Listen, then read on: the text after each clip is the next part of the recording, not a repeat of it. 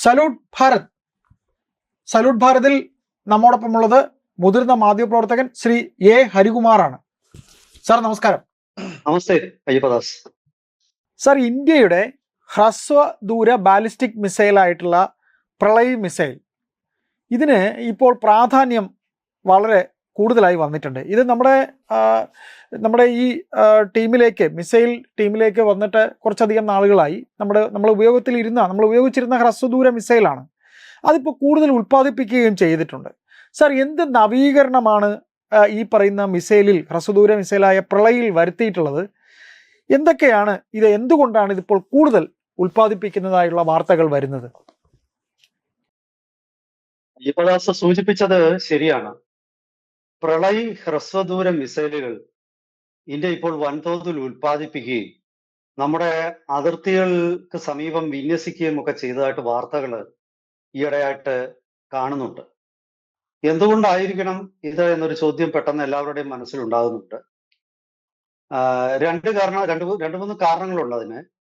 അപ്പൊ എല്ലാ ആൾക്കാരും ഇതിനെ താരതമ്യപ്പെടുത്തുന്നത്, ഇന്ത്യ ഇപ്പോ ബ്രഹ്മോസ് മിസൈൽ ആയിരുന്നല്ലോ കഴിഞ്ഞ ഓപ്പറേഷൻ സിന്ദൂറിൽ വളരെ വിജയകരമായിട്ട് പരീക്ഷിച്ചത്. 19ഓളം ബ്രഹ്മോസ് മിസൈലുകൾ പാകിസ്ഥാന് നേരെ പ്രയോഗിച്ചു. അതെല്ലാം തന്നെ ലക്ഷ്യസ്ഥാനത്ത് എത്തുകയും ചെയ്തു. പാകിസ്ഥാന്റെ 11ഓളം വ്യോമത്താവളങ്ങൾ പൂർണ്ണമായിട്ടും നശിപ്പിക്കപ്പെട്ടു. റൺവേകള്, വിമാനങ്ങൾ സൂക്ഷിക്കുന്ന ഹാങ്ങറുകള് എല്ലാം തന്നെ വലിയ കനത്ത നാശനഷ്ടത്തിന് വിധേയമായി. അതുപോലെ തന്നെ പാകിസ്ഥാന്റെ തീവ്രവാദ ക്യാമ്പുകളും ബ്രഹ്മോസ് ഉപയോഗിച്ച് തകർത്തു. പിന്നെന്തിനാണ് ഈ പ്രളയ് മിസൈൽ ഇപ്പം ധൃതി പിടിച്ച് അത് വൻതോതിൽ ഉൽപ്പാദിപ്പിക്കുന്നത്? അങ്ങനെയൊക്കെയുള്ള ചോദ്യങ്ങൾ പല ഭാഗത്തു നിന്നും ഉയർന്നു വരുന്നുണ്ട്. അപ്പോ അതിനൊക്കെ കൃത്യമായ മറുപടി ഉണ്ട്. നമുക്ക് അതിലേക്ക് വരാം. അപ്പൊ ഞാൻ ഒരു കാര്യം അടിസ്ഥാനപരമായിട്ട് പറയുമ്പോൾ, ഇപ്പോ ബ്രഹ്മോസും അതുപോലെ തന്നെ long range land attack cruise missile, പഴയ നിർഭയ് മിസൈല്, ഇതെല്ലാം തന്നെ ഈ ക്രൂയിസ് മിസൈൽ എന്ന വിഭാഗത്തിൽപ്പെടുന്നതാണ്.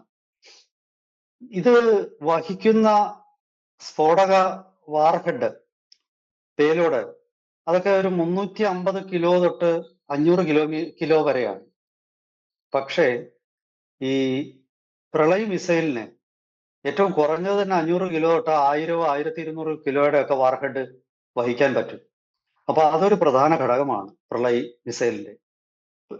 അയ്യപ്പദാസ് സൂചിപ്പിച്ച പോലെ പ്രളയ് മിസൈല് ഒരു 4 കൊല്ലത്തോളമായി, നമ്മുടെ 4-5 കൊല്ലമായിട്ട് ഫുള്ളി ഓപ്പറേഷനിലായിട്ടുള്ള ഒരു മിസൈലാണ്. അന്നില്ലാത്ത പ്രാധാന്യം ഇന്ന് അതിന് കൈവന്ന എന്താണ് എന്നൊരു ചോദ്യമുണ്ട്. അതിന് 2 കാരണങ്ങൾ ഞാൻ പറയാം. ഒന്ന്, ഈ അടുത്ത കാലത്താണ് ഈ പ്രളയ് മിസൈൽ ക്യാനിസ്ട്രൈസ് ചെയ്തത്. ക്യാനിസ്റ്റർ എന്നത് ഈ മിസൈലുകൾ സൂക്ഷിച്ചു വെക്കുന്ന ഒരു തരം കുഴലാണ്. അപ്പൊ ഈ കുഴലിൽ മിസൈൽ സൂക്ഷിക്കുക എന്ന് പറഞ്ഞാൽ വാർഹെഡുമായിട്ട് മേറ്റ് ചെയ്തിട്ട് സ്ഫോടക വസ്തു അതിന്റെ അഗ്രത്തിൽ ഘടിപ്പിച്ച് എപ്പോ വേണമെങ്കിലും, നമ്മൾ ഒരു യുദ്ധം തുടങ്ങുമ്പോൾ നിമിഷ നേരം കൊണ്ട് അതിന്റെ വിക്ഷേപണം നടക്കും. ഒരു കമാൻഡ് കിട്ടിയാൽ മതി, ഇത് വിക്ഷേപിക്കും. അപ്പൊ ഈ ക്യാനിസ്ട്രൈസ് ചെയ്യുന്നതിന്റെ ഒരു ഗുണം അതാണ്. ദീർഘനാള് ഒരു കുഴപ്പവുമില്ലാതെ ഈ കുഴലുകൾ, സ്റ്റീൽ കുഴലുകൾ, അതിങ്ങനെ സ്റ്റീല് മാത്രമല്ല, അത് ഒരു പ്രത്യേക അലോയിയാണ്, അതിൽ അത് സൂക്ഷിച്ചു വെക്കാം, ഒരു കുഴപ്പവും സംഭവിക്കില്ല. അപ്പൊ അങ്ങനെയുള്ള ഒരു സംവിധാനം ഇപ്പോഴാണ് നമുക്ക് നിലവിൽ വന്നത്. അതൊരു കാര്യം. അതുപോലെ തന്നെ വെഹിക്കിൾ ലോഞ്ച്ഡ്, ഇതോട് ഈ കാനിസ്റ്റർ ട്രക്കിൽ ഘടിപ്പിച്ചിട്ട് ആ ട്രക്ക് ഏത് സ്ഥലത്തോട്ട് ഓടിച്ചുകൊണ്ട് പോയി അത് എവിടെ നിന്നാണ് വിക്ഷേപണം നടത്തേണ്ടതെന്ന് വെച്ചാൽ അവിടെ ട്രക്ക് നിർത്തിയിട്ടിട്ട് വിക്ഷേപണം നടത്തുന്നു, പെട്ടെന്ന് ആ ട്രക്ക് അവിടുന്ന് മാറ്റുന്നു. അപ്പൊ ആ ഒരു സംവിധാനമൊക്കെ പെർഫെക്റ്റ് ആയത് ഇപ്പോഴാണ്. പിന്നെ മാത്രമല്ല, ഈ അടുത്ത സമയത്ത് ഇത് ട്രെയിനിൽ നിന്നും ലോഞ്ച് ചെയ്തും പരീക്ഷിച്ചിട്ടുണ്ട്. അഗ്നിയും ട്രെയിനിൽ നിന്ന് ലോഞ്ച് ചെയ്ത് പരീക്ഷിച്ചു.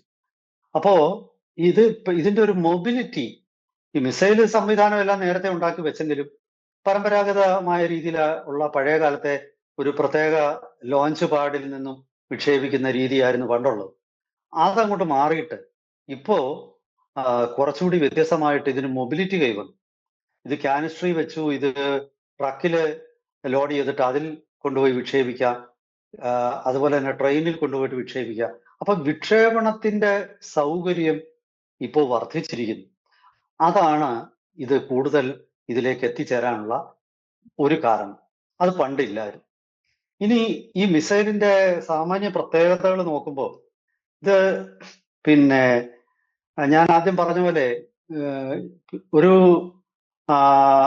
1000 കിലോ വരെ, അതായത് ഏതാണ്ട് 1/2 ടൺ തൊട്ട് 1 ടൺ വരെയുള്ള ഭാര വഹിക്കാനുള്ള ശേഷിയുണ്ട്, പേലോഡ് വഹിക്കാൻ.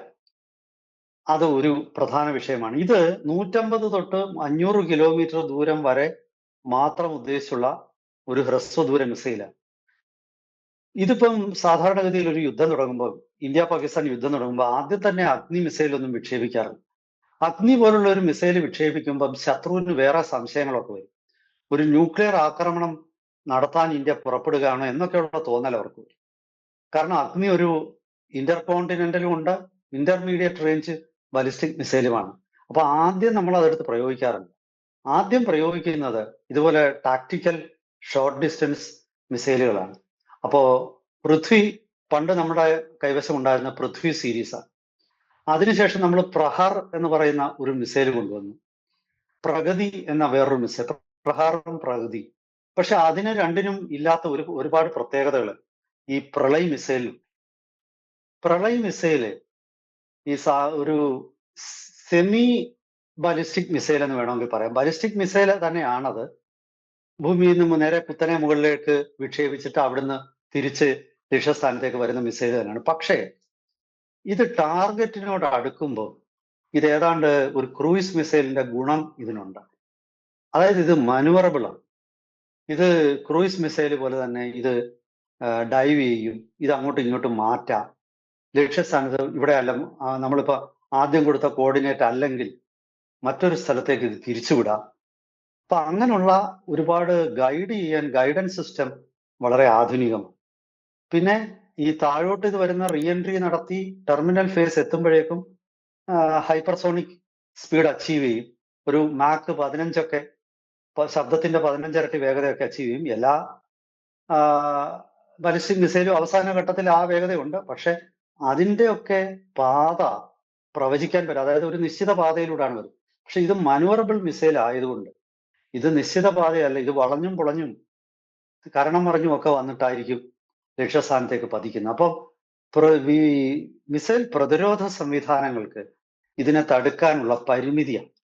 അപ്പൊ അതുകൊണ്ടാണ് ഈ മിസൈലിന് ഇപ്പോ വേഗത്തിൽ പ്രാധാന്യം കൈവരുന്നത്.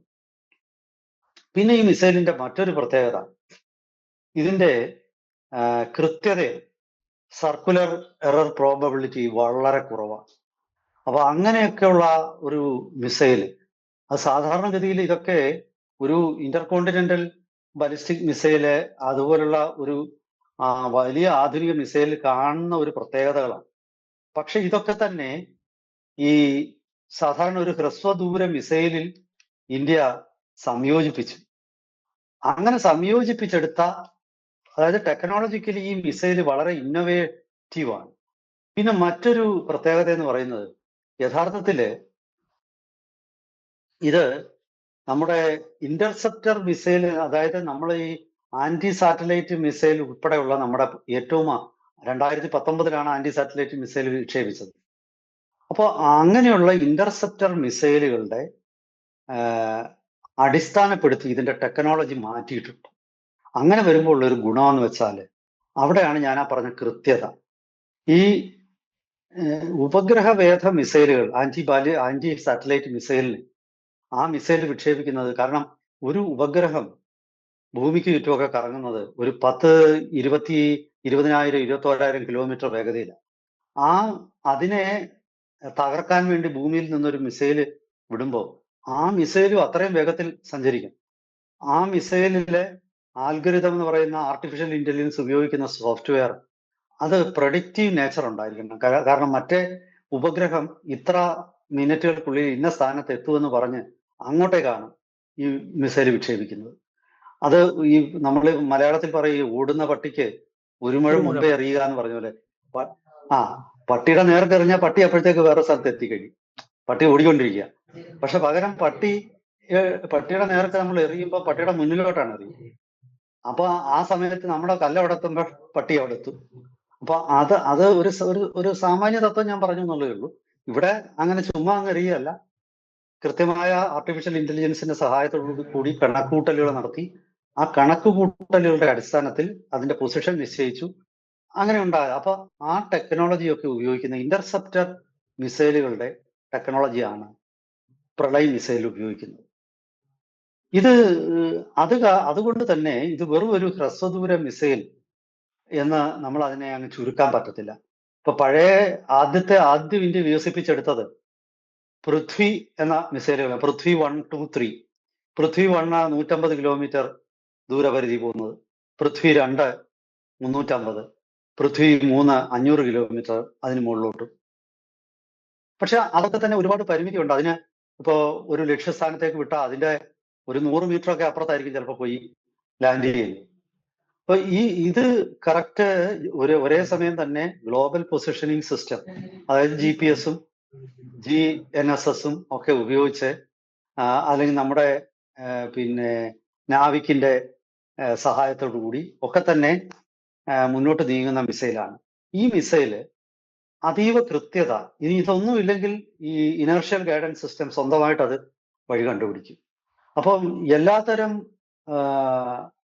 കുഴപ്പങ്ങളും, അതായത് ഒരു ഇലക്ട്രോണിക് വാർഫെയർ വന്നാൽ പോലും മിസൈലിന് അത് കുറെയൊക്കെ തടുക്കാൻ പറ്റുന്ന രീതിയിലുള്ള ഒരു വളരെ മെച്ചപ്പെട്ട, വളരെ ആധുനികമായ ടെക്നോളജികൾ ഈ മിസൈലിലുണ്ട്.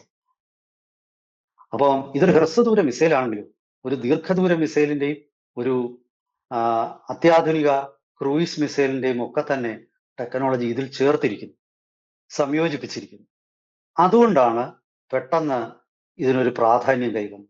പിന്നെ നമ്മൾ ആദ്യം പറഞ്ഞതുപോലെ ഇതിന്റെ ഈ ഭാരവാഹക ശേഷി, അത് വലിയൊരു 1 ടണ്ണോളം വരുന്ന സ്ഫോടക വസ്തു വഹിക്കുന്നത് അതിന്റെ നാശനഷ്ടം ഉണ്ടാക്കാനുള്ള അല്ലെങ്കിൽ പ്രഹരശേഷി എന്ന് പറയുന്നത് അതീവ മാരകമായിരിക്കും. ആ പ്രഹരശേഷി, അത്രയും മാരകമായ പ്രഹരശേഷി ഉൾപ്പെടുന്ന ഒരു മിസൈലായിട്ട് ഇത് രൂപാന്തരപ്പെടുത്തിയതാണ്. ഇത് ഓപ്പറേഷണലൈസ് ചെയ്തതാണെങ്കിലും ഇതിൽ കൂടുതൽ ടെക്നോളജികൾ കൂട്ടിച്ചേർത്തു. മുഖ്യമായിട്ടും കമാൻഡ് ആൻഡ് കൺട്രോൾ കേന്ദ്രങ്ങൾ, അതുപോലെ തന്നെ നമ്മുടെ റഡാർ സൈറ്റുകൾ, അങ്ങനെയൊക്കെയുള്ള തന്ത്രപ്രധാനമായ സ്പോട്ടുകൾക്കെതിരെ പ്രയോഗിക്കാനുള്ളതാണ് ഈ പ്രളയ് മിസൈൽ. ഈ പ്രളയ് മിസൈലിനോടൊപ്പം തന്നെ, അതായത് ഇത് ബ്രഹ്മോസും പ്രളയ് മിസൈലും ഒപ്പത്തിനൊപ്പമായിരിക്കും ഇനി വരുന്ന സമയങ്ങളിൽ ഇന്ത്യ പ്രയോഗിക്കുക. അത് കാരണം തന്നെ ശത്രുവിന്റെ പ്രതിരോധ സംവിധാനങ്ങളെ ഒന്ന് പെട്ടെന്ന് കൺഫ്യൂസ് ആകും. കാരണം ഒരു ക്രൂയിസ് മിസൈല് പെട്ടെന്ന് വരുന്നു, അതിനുശേഷം ഒരു ബാലിസ്റ്റിക് മിസൈല് വരുന്നു, അതിനുശേഷം ഇപ്പൊ ഈ പ്രളയ് വരുമ്പോൾ അത് പൂർണ്ണമായിട്ടും ബാലിസ്റ്റിക് അല്ല. ഇങ്ങനെയുള്ള ഒരു തന്ത്രം, യുദ്ധ ഡോക്ട്രിനിൽ പുതിയൊരു തന്ത്രവുമായിട്ട് ഇന്ത്യ വരിക. ആ പുതിയ ഡോക്ട്രിന്റെ ഒരു പ്രധാന ഘടകമാണ് ഇത്തരം പ്രളയ് പോലുള്ള മിസൈലുകൾ.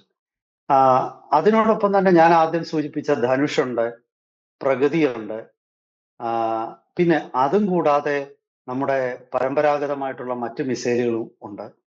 അപ്പോൾ ഇതിന്റെ ഒരു സമ്മിശ്രമായിട്ടുള്ള ഒരു പ്രയോഗമായിരിക്കും വരും ദിവസങ്ങളിൽ നമ്മൾ യുദ്ധമേഖലയിൽ നടത്തുന്നത്. പ്രളയ് മിസൈല് ഇക്കാര്യത്തിൽ ബ്രഹ്മോസിനോടൊപ്പം തന്നെ ആയിരിക്കും എന്നാണ് ഇപ്പോ നമുക്ക് കിട്ടുന്ന സൂചന. അതായത് നമ്മുടെ മുഖ്യ ആയുധം ഹ്രസ്വദൂര യുദ്ധങ്ങളിൽ 290 കിലോമീറ്റർ റേഞ്ചുള്ള ബ്രഹ്മോസിന്റെ ആദ്യ വെർഷനും പ്രളയും ഒപ്പത്തിനൊപ്പം പോകുന്ന ഒരു യുദ്ധതന്ത്രത്തിലേക്ക് നമ്മൾ മാറുകയാണ്. ഇത് ഇപ്പൊ ചൈനയുടെ അതിർത്തിയിലും അതുപോലെ തന്നെ പാകിസ്ഥാൻ അതിർത്തിയിലും ഒക്കെ തന്നെ ഇത് വിന്യസിച്ചിട്ടുണ്ട്. ഞാൻ ആദ്യം സൂചിപ്പിച്ച പോലെ ക്യാനിസ്ട്രൈസ്ഡ് ആണ്, റോഡ് മൊബൈലാണ്. അപ്പൊ അങ്ങനെയൊക്കെയുള്ള സാഹചര്യത്തിൽ ഇത് വിക്ഷേപിച്ചിട്ട് പെട്ടെന്ന് ആ സ്ഥലത്തു നിന്ന് മാറും. അതുകൊണ്ട് തന്നെ ഈ ഇൻഫ്രാറെഡ് റഡാറുകളൊക്കെ ഉപയോഗിച്ച് ഈ മിസൈൽ വിക്ഷേപണിയുടെ സ്ഥാനം നിർണയിച്ച് ഇത് പൂർണ്ണമായിട്ട് തകർക്കാനുള്ള ഒരു പദ്ധതിയും നടപ്പാകില്ല. എന്തായാലും ശരി, ഇതൊരു നമ്മുടെ യുദ്ധതന്ത്രത്തിന്റെ പുതിയ ഇവോൾവ് ചെയ്തു വരുന്ന ഓപ്പറേഷൻ സിന്ദൂറിന്റെ ഒക്കെ അടിസ്ഥാനത്തിൽ, അല്ലെങ്കിൽ ആദ്യത്തെ 2019 ഉണ്ടായ ബാലാക്കോട്ട് സ്ട്രൈക്ക്, പിന്നീടുള്ള ഓപ്പറേഷൻ സിന്ദൂർ, അപ്പൊ അതിന്റെയൊക്കെ അടിസ്ഥാനത്തിൽ നമ്മൾ കൂടുതൽ നമ്മുടെ പ്രഹരശേഷി മെച്ചപ്പെടുത്തുന്നതിന്റെ ഭാഗമായിട്ടാണ് ഈ ഒരു മിസൈൽ നമ്മുടെ ആവനാഴിയിലേക്ക് എത്തിച്ചേരുന്നത്. ഇത് തീർച്ചയായിട്ടും വരും ദിവസങ്ങളിൽ ഇതിന്റെ ഒരു വലിയ റോള് ഇതിന് യുദ്ധത്തിൽ വഹിക്കാനുണ്ടാകും. ഇത് സംബന്ധിച്ച കൂടുതൽ വിശദാംശങ്ങൾ വരും ദിവസങ്ങളിൽ നമുക്ക് വാർത്തകളുടെ അടിസ്ഥാനത്തിൽ കൂടുതൽ വിശകലനങ്ങളുമായിട്ട് നമുക്ക് പ്രേക്ഷകരുടെ മുന്നിലെത്താം. എല്ലാവർക്കും നമസ്കാരം.